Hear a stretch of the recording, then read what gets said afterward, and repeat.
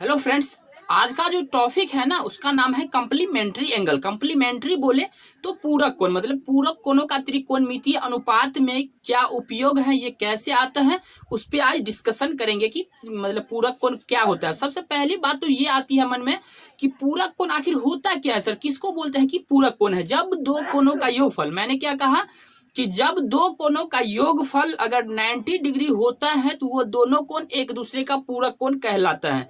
क्या कहा, उसको रिपीट कर देते हैं कि जब दो कोणों का योगफल 90 डिग्री होता है तो दोनों कोण एक दूसरे का क्या कहलाता है, पूरक कोण कहलाता है। इधर जो साइड में हम बनाए हैं एक ट्रायंगल है, ट्रायंगल वो भी है समकोण त्रिभुज। समकोण त्रिभुज बोले तो एक कोण जो होता है जिसका 90 डिग्री का होता है तो ऐसे त्रिभुज को क्या बोलते हैं, समकोण त्रिभुज। तो ये कोण बी जो है ये 90 डिग्री है।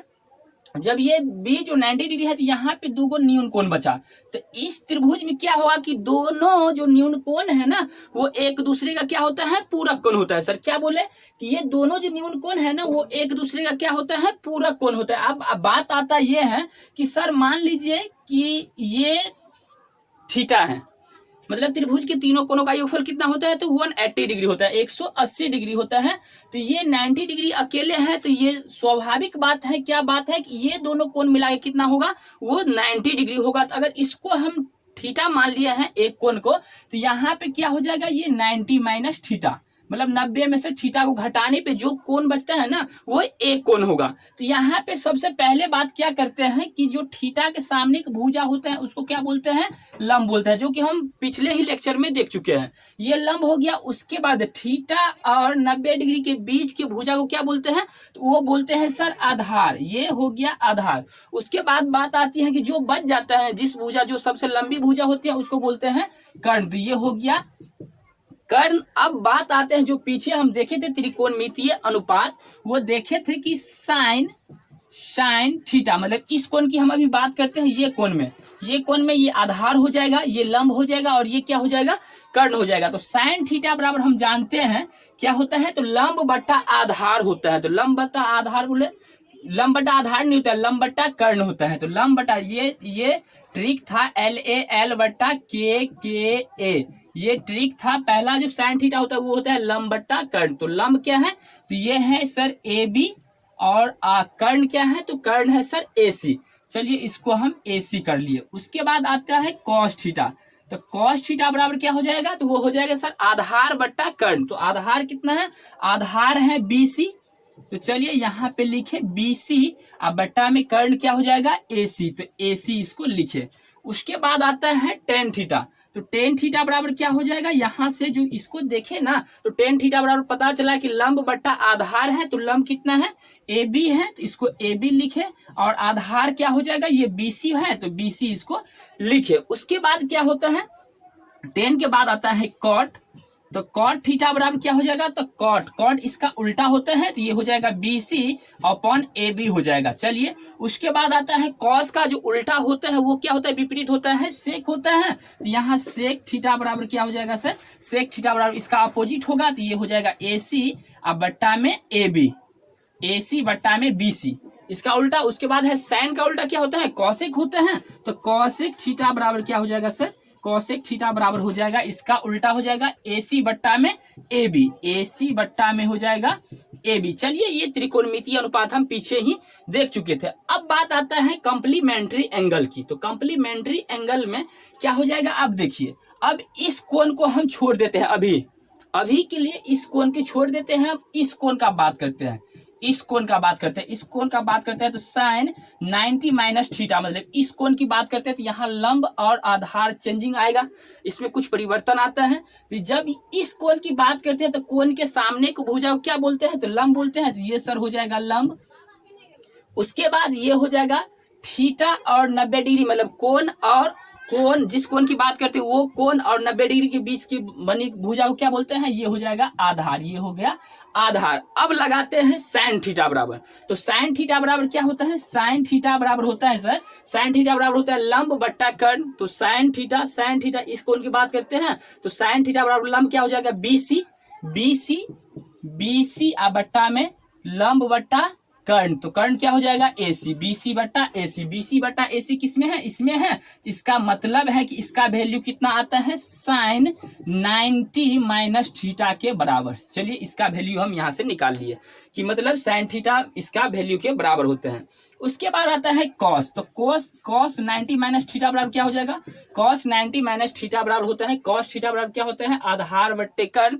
तो आधार क्या हो जाएगा AB, तो यहाँ पे लिखे AB और बट्टा में आधार बट्टा कर्ण, तो AC आधार बट्टा कर्ण सर कितना हो जाएगा, AB बट्टा AC किसमें है, इसमें है सर। इसका मतलब है कि साइन थीटा बराबर किसका होगा, तो कॉस 90 माइनस थीटा का, कॉस 90 माइनस थीटा। चलिए इसके बराबर ये हो गया। उसके बाद आता है टेन थीटा, तो टेन 90 माइनस थीटा इसमें लगाते हैं, टेन 90 माइनस थीटा इस कोण की बात करते हैं। तो टेन थीटा बराबर क्या होता है, लंब बट्टा आधार। तो लंब कितना है, BC और बट्टा में AB, BC बट्टा AB किसमें है, तो ये है किसमें है, BC बट्टा AB, ये कॉट में है। तो इसका मतलब है कि कॉट ये हो जाएगा tan theta, ten 90 minus theta, ये हो जाएगा कॉट थीटा के बराबर।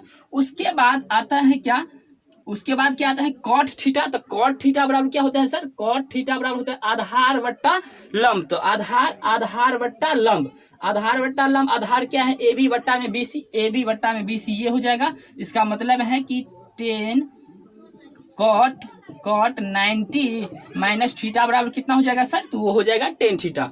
उसके बाद आता है, यहाँ तक बात कर लिए कॉट तक। उसके बाद आता है सेक, तो सेक किसका उल्टा होता है, तो वो कॉस का उल्टा होता है। तो कॉस थीटा बराबर होता है आधार बट्टा कर्ण, और सेक थीटा बराबर क्या हो जाएगा, कर्ण बट्टा आधार। तो कर्ण क्या है, AC है, तो AC बट्टा में आधार कितना है, AB है, तो AB, AC बट्टा AB ये आता है। इसका मतलब है ये जो हो जाएगा, ये हो जाएगा सेक 90 माइनस थीटा के बराबर। उसके बाद आता है कॉसेक थीटा, तो कॉसेक थीटा कितना, साइन का उल्टा होता है। तो साइन थीटा बराबर होता है लंब बट्टा कर्ण। तो कॉसेक थीटा बराबर क्या हो जाएगा, कर्ण बट्टा लंब। तो कर्ण कितना है सर, AC है कर्ण, उसके बाद कर्ण बट्टा लंब ना, लंब बोले तो BC, AC बट्टा में BC, इसमें सेक थीटा के बराबर में है। इसको हम लिखते हैं क्या लिखते हैं कि कॉसेक 90 माइनस थीटा के बराबर क्या होता है, सेक थीटा। इसमें भी 6 गो फॉर्मूला सामने दिखने को मिला।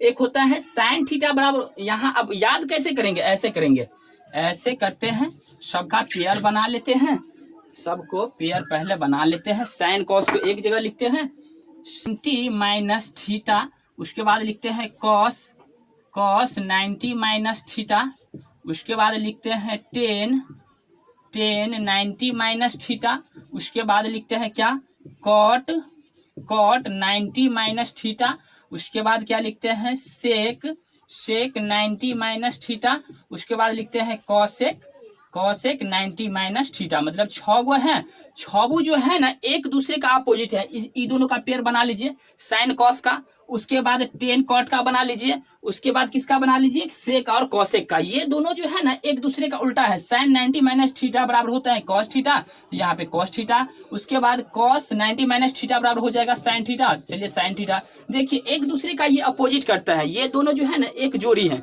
कहीं ना कहीं सवाल में जो दिया रहता है ना, यही दोनों का कंपेयर दिया रहेगा, यही दोनों का कॉम्बिनेशन रहेगा वहां सवाल में। उसके बाद देखिए टेन थीटा बराबर क्या होता है, टेन 90 माइनस थीटा बराबर होता है कॉट थीटा, उसके बाद कॉट 90 माइनस थीटा बराबर क्या हो जाएगा, टेन थीटा, उसके बाद क्या होता है सेक 90 माइनस थीटा बराबर क्या हो जाएगा, कॉसेक थीटा। तो चलिए यहाँ पे लिखते हैं कॉसेक थीटा, उसके बाद कॉसेक 90 माइनस थीटा बराबर हो जाएगा सेक थीटा।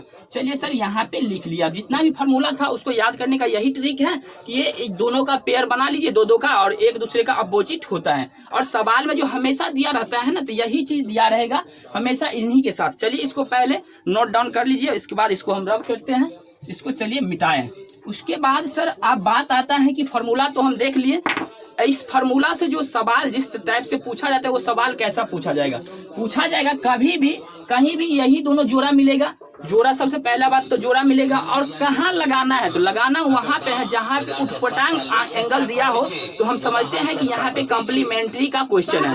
उठपटांग एंगल बोले तो जिस एंगल का मतलब वैल्यू हम टेबल में नहीं पढ़े थे, किस एंगल का वैल्यू पढ़े थे, 0 डिग्री का पढ़े थे, 0 डिग्री का, 30 डिग्री का, 45 डिग्री का, 60 डिग्री का और 90 डिग्री का, इतना का हम क्या टेबल में वैल्यू पढ़े थे। अगर इसके अलावा कुछ भी मिले ना तो हम समझते हैं क्या क्वेश्चन में कि ये पूरक कोण का सवाल है। तो सर आप बात आता है कि ये सवाल पूछा कैसे जाएगा, तो पूछा जाएगा जब कभी भी दो कोण एक क्या है मल्टीप्लाई में रहे। जब कभी भी दो कोण जो है मल्टीप्लाई में रहे, कोण मल्टीप्लाई में रहे या डिवाइड में रहे, मल्टीप्लाई में रहे, क्या बोले कि मल्टीप्लाई में रहे या डिवाइड में रहे, कितना आंसर आएगा 95% तक में केस में ये आंसर आएगा 1।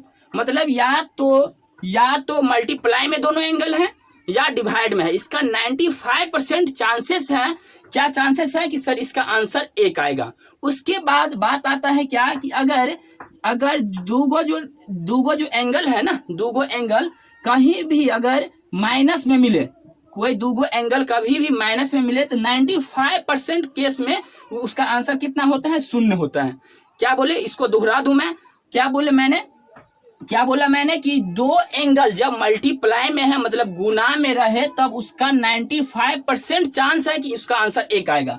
उसके बाद जब दो एंगल मतलब डिवाइड में रहे, डिवाइड बोले तो भाग में रहे, तब उसका चांसेस है कि उसका आंसर 1 आएगा। उसके बाद अगर दो एंगल माइनस में है, माइनस बोले तो घटाओं में जब ये रहे, सब्सट्रैक्शन में जब भी रहे, तो हम समझते हैं क्या कि उसका 95% चांस क्या है कि वो उसका आंसर 0 आएगा। ये कभी नहीं होता है कि जब दो एंगल प्लस में रहे तो उसका आंसर कितना आएगा। ये यहाँ से इसका कोई शॉर्ट ट्रिक नहीं है। वैसे ये हमेशा ऐसा नहीं होता है, लेकिन 95% केस में ऐसा ही होता है। जो बोले हैं कि जब मल्टीप्लाई में रहे तो 1 होगा, भाग में रहे तो फिर भी 1 होगा, और माइनस में रहे तो 0 होगा, और ये प्लस में ऐसा कोई भी पॉसिबिलिटी नहीं है। आइए इस पे हम 2-4 को क्वेश्चन करके देखते हैं कि ये जो बोले हैं उसका आंसर क्या होता है। चलिए 1-2 क्वेश्चन यहाँ से हम कर लेते हैं कि साइन 18